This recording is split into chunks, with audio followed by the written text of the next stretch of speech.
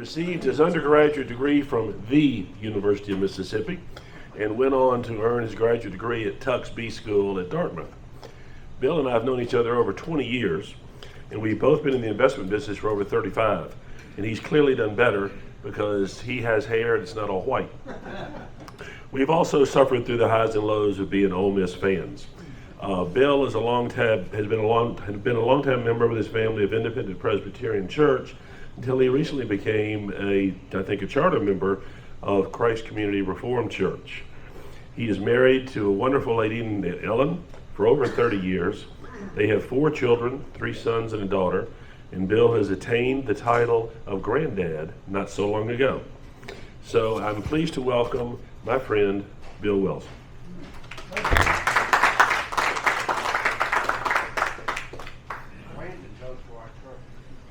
I just wish Brandon were here to take my place because I've been dreading this.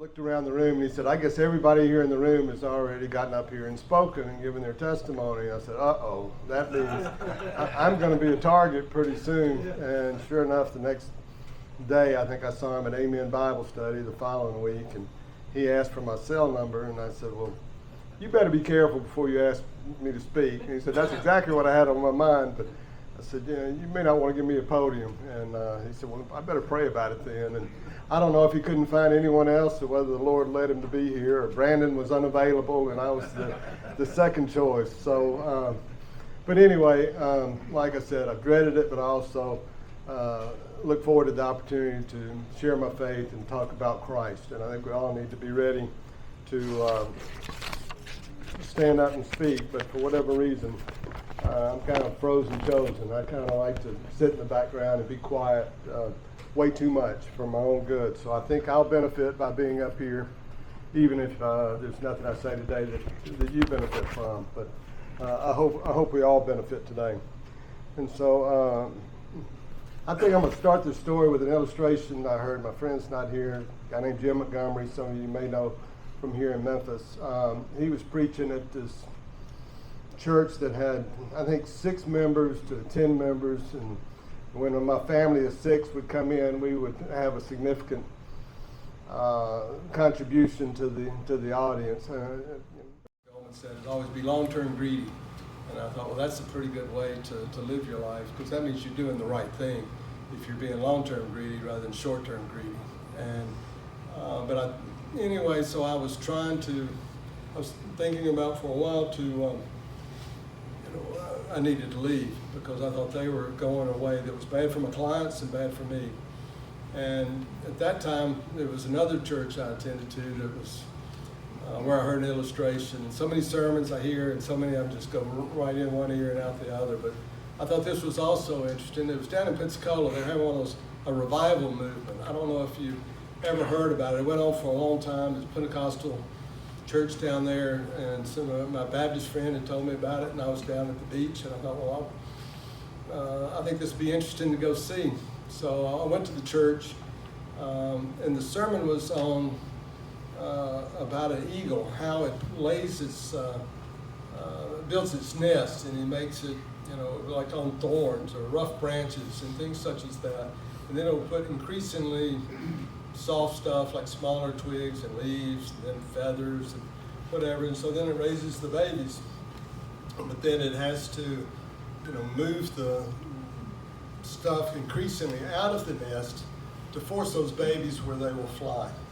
And so I thought, well, that's otherwise they wouldn't grow up and be where they're supposed to be. And I thought, well, I was not expecting a theologically sound sermon for the Pentecostals because I got my Presbyterian arrogance, but I thought this, I think, is right on target, and I thought it was a good message for me at the time because felt like I was going through the desert. I thought, well, maybe God's preparing me for what He has in mind as far as something else.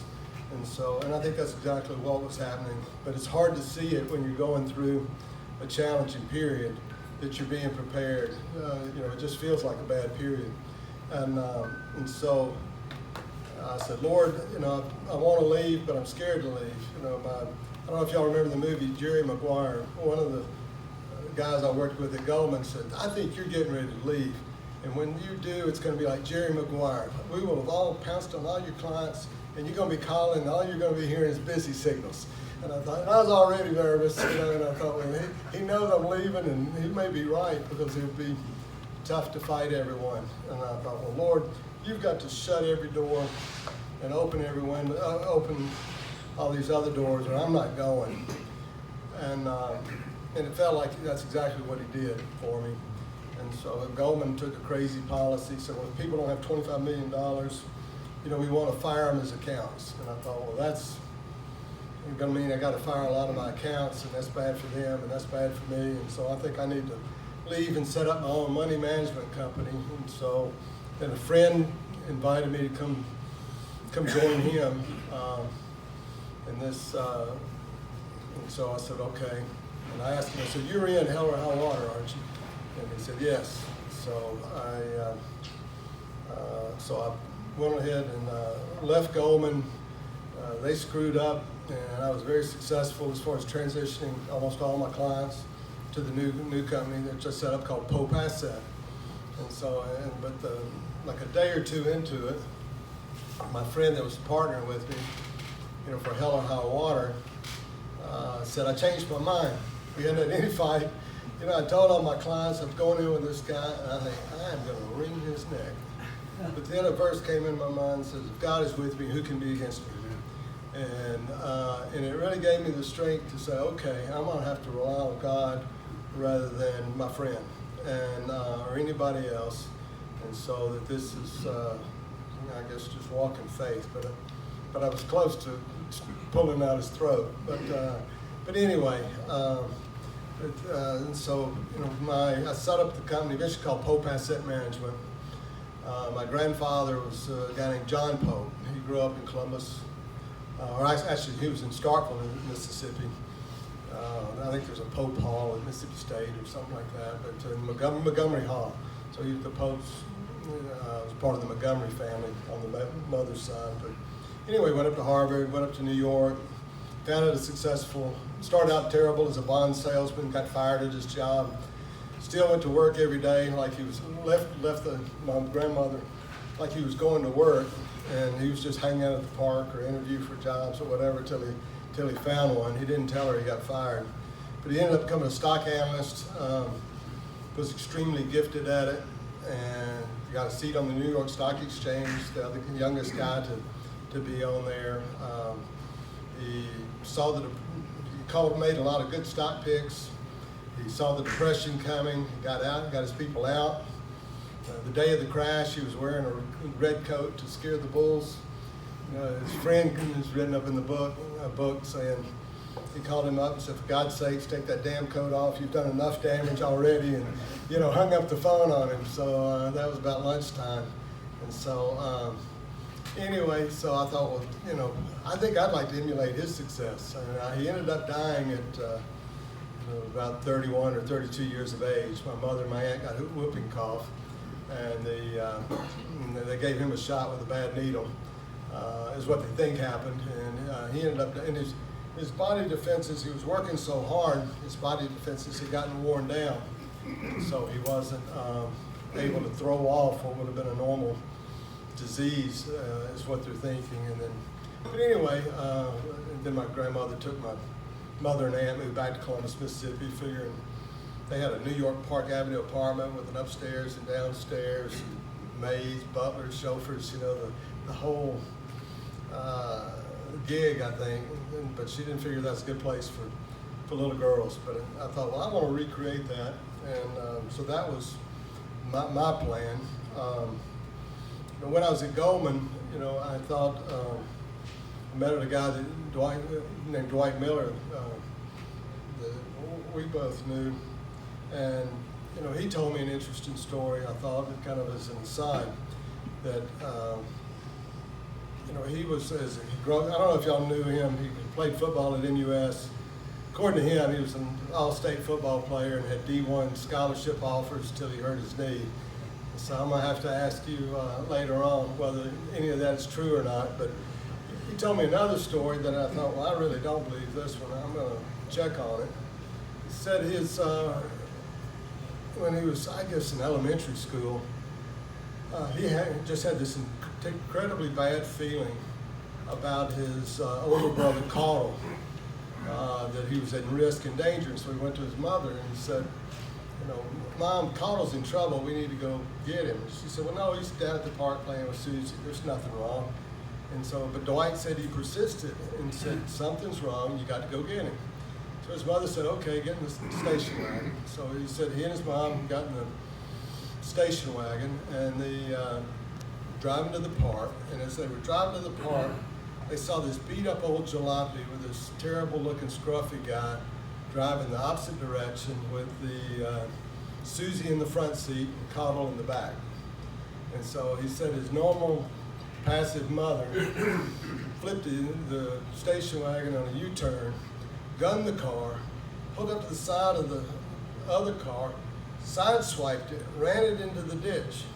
And then the other guy, the guy ran out of the car on the passenger side, and eventually they caught him. His name was Tattoo Charlie, and he was a convicted child molester, and he got put in jail. And I thought, this story is just too hard for me to believe as to the coincidence that Dwight would have that bad feeling at that time. And Dwight could stretch a story or make a good story at times. But anyway, so then I talked to Cottle, his older brother, and everybody has their own perspective, just like a car wreck, you know, where everybody might tell it a little bit different. I talked to his mother, and I thought, you know, what's the most amazing thing about this story, I guess, is what happened, the passive mother, the 454 engine being gunned, you know, not even just sideswiping and crashing the car and all this, or the fact that they are so passive about it where nobody's really seeing the miraculous. And what I try to do is when I condemn other people, is I try to put that finger back on me. And I say, well, how often do I fail to see the miraculous as to how God is working in my life? And so that we're Christians, we believe He's in charge of everything. But, you know, when we got pressures coming on us, it is hard to remember that He's in charge. And I thought, if they can miss the miraculous in this thing, then I'm sure I'm missing the miraculous in a lot of things in my life too. And so I thought I would share that. You know, I've married a girl named Ellen Fleming, and been very blessed to have met her. I was about 30, dating a lot. I was somewhere where you're compatible with 1 out of 100 women. And so I'd broken up with a girlfriend, messy breakup, and so I thought, okay, I've got to meet 100 girls so I can find somebody that I could be compatible with. And so you just go out and have a cup of coffee or say hello or anything. But I was up to 66, so I was doing pretty good, but I was getting worn down. And so I asked 4 friends. I said, guys, I'm dating a lot, but my quality isn't always high. I'd like y'all to let me know if y'all see somebody special. I don't need a date, but if you know somebody special. Well, 3 of the 4 said, this girl's named Ellen Fleming, is special, but she's dating somebody and they're going to break up. And I thought, well, that's pretty amazing that out of 4 random people, 3 of them mentioned the same girl, and that they all think she's going to break up with who she's dating with now. And then my friend Bill said, I've got this lonesome dove party. Come over and meet her. And I said, well, I'll make it. And he says, no, you got to come meet her. That's why I'm having this party, so you can meet her. And I thought, well, that seems strange. So I went over, I met her, but it wasn't any big deal. She was there with her boyfriend. And but he called me up a few weeks later and said, they broke up, now you need to call her. And I thought, well, okay, I'll get around to it. And he says, no, here's her number, you call her tonight. And and looking back, he and I were friends, but it wasn't like a brother. You can tell your brother anything, or your best friend, you got to do this, and you got to do it now, and you do it. But he and I, they weren't that close. We didn't have that kind of relationship. But I thought, maybe this is another time where God working through someone in a way that just for the miraculous for my own benefit, where I didn't see it. And so I guess one of my messages today is we should all try to appreciate the miraculous. It's oftentimes hard to see. We're living in a physical world, and we've got limited perspectives. And so, but anyway, I'm very thankful for my wife and kids and where God's put me. And so Anyway, that brings me back to, I started Pope Asset Management, wanted to be the second coming of John Pope. First 10 years in my business, I was killing it. And so I started Pope about 2000. Even at Bear Stearns to come see us.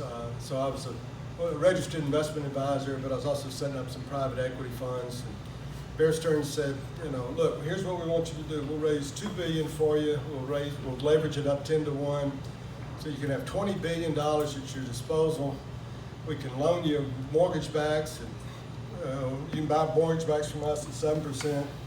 And we'll loan you the money at 4%. So you make a 3% spread. So that's $60 million a year, and you get 20% of it on your hedge fund, and we'll introduce you to everybody that'll give you the money.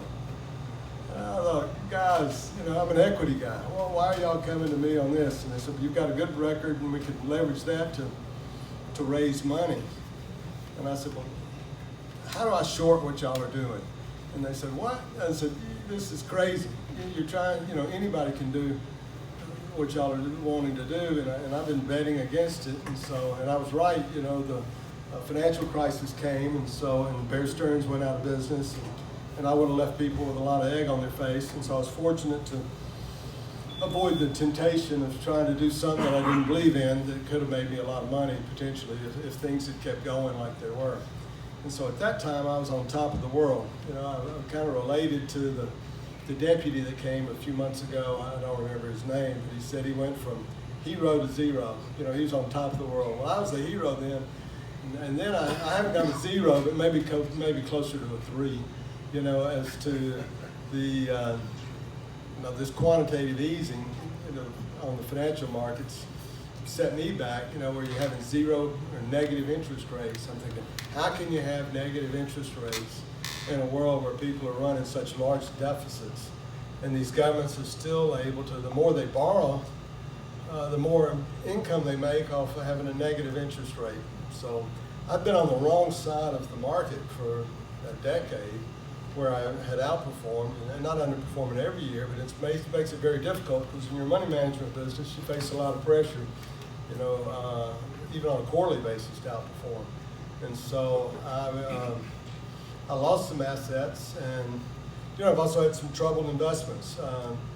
But one of them right now I'm working through, where I'm now CEO of a public oil company in Kazakhstan. It's a Canadian listed company, and and this thing was at the death's door, and only through the grace of God and through a series of miracles, have we been able to have this company recover. And so we hit an oil field that where we hit all 3 zones, which they put the probability of that about 1%, and it looks like a 100 million barrel field.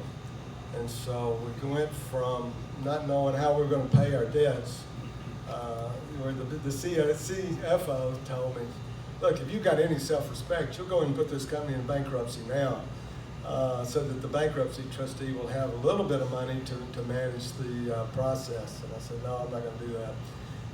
I don't have any self-respect. I got too much greed. And so, but anyway, it's just a miracle that we hit this. We've had a number of fights, and even Monday, working in Kazakhstan is like the old West. I watch these Westerns when I come home, the Virginian or Death Valley days or Tales of Wells and Fargo, and there's no law, as to what we're used to.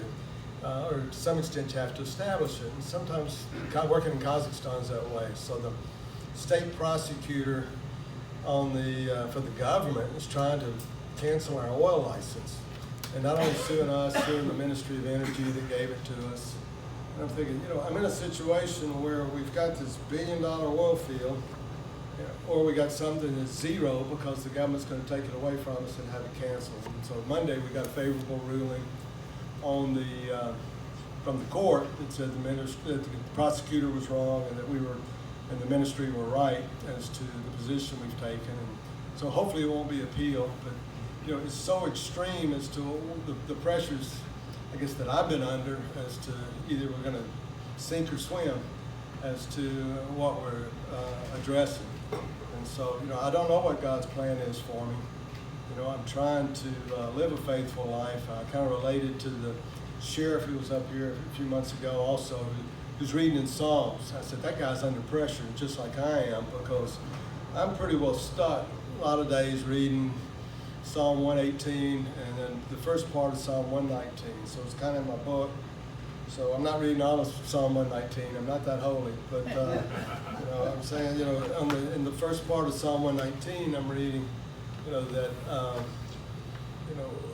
that God blesses those that are faithful, that are following Him, and then in the 118, there's a great verse that said, "The nations had me surrounded.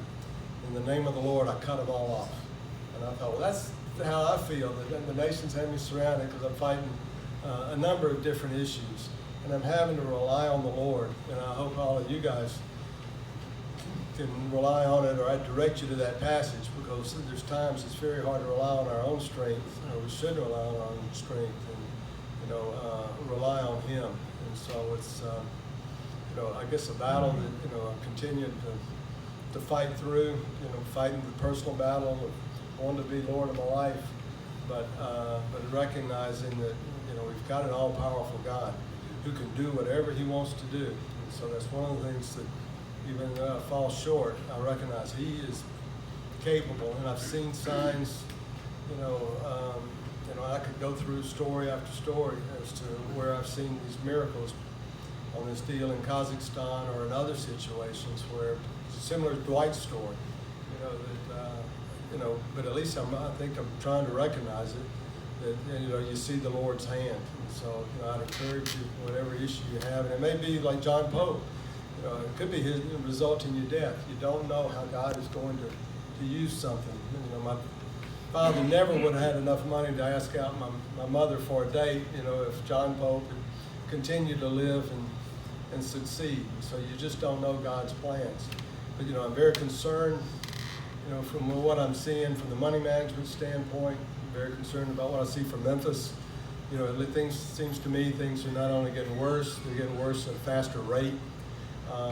This quantitative easing that has kicked me on the investment performance. I still think it's a way of borrowing from the future. It's going to lead to real problems for our country, and that it's something that, if I'm right, we're going to have problems, major problems, and that it's not just me that will be under pressure. I think a lot of this country will be, and that our faith needs to be not on our portfolio or our financial well-being. It really needs to be focused on the Lord if what I anticipate comes about. So anyway, I just want to thank you for the opportunity to introduce myself, to worship with you guys on the first Wednesday of the month. This is a blessing for me to get up and speak, and so I want to thank you for the opportunity.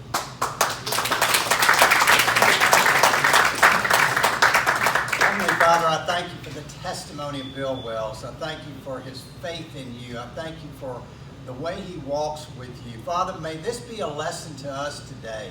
May we look to you instead of our portfolios. May we realize that you're in total control. Father, I thank you for the Lord Jesus Christ, who died for all of us.